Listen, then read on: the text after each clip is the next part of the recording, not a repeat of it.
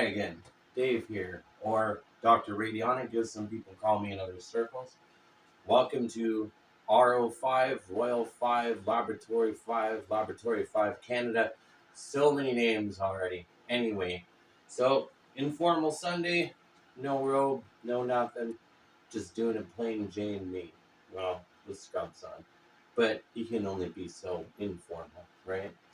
Anyway, the first thing I want to talk about is amazing discoveries coming out of VRIL Lab 1. Excuse me, it's been a long 2 days. Confirming our own theories on radioorgonomy.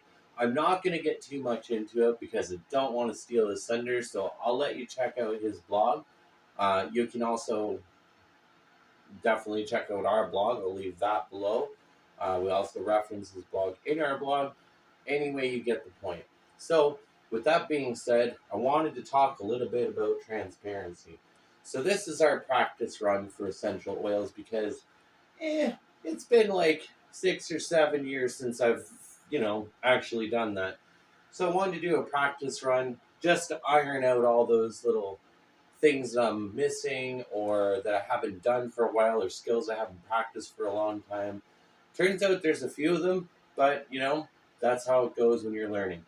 So you're going to see something later, and that will totally explain that. But now I still have a pretty good chance to get a decent amount out of the runs that I'm working on. So that's where it's at. And that after this practice run, we should be at 100% efficiency. So that's freaking great. Alrighty, so here we are at station 1. This is where the process begins. So I have a whole bunch of oranges that I blended it up, and then I put it in a bunch of containers. And then what I do is I take some of that concentrate, put it in the kettle, throw some water in there on top, just make sure there is less solids than there are liquids so it doesn't get up into the boiler, because that already happened. Scary shit. Anyway, so this is the first step of the process. It's 100% good to go. And currently we are at a balmy 70 degrees, waiting for it to get to 100. Then the water will be carried out of there, carrying the essential oils with it, and will take us to part 2. Welcome to part 2. Remember that thing I was talking about earlier? Well, it kind of made a little bit of a mess. But the good thing is it was citrus essential oil. Some of it was lost. I did a healthy amount of swearing, so if that makes you feel better, great. So the other thing is, basically what happens is I take what comes out of the distiller, I put it in there, right?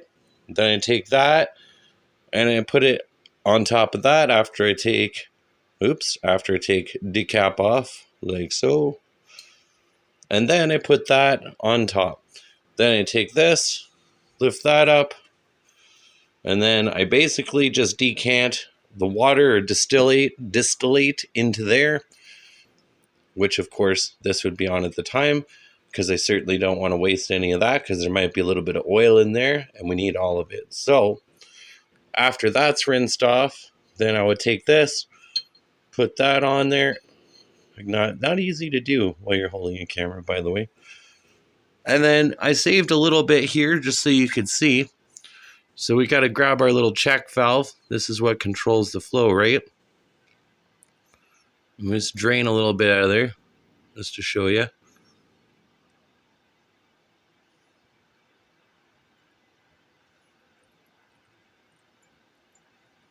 And we'll stop it there. And you can see that layer on top is the actual oil.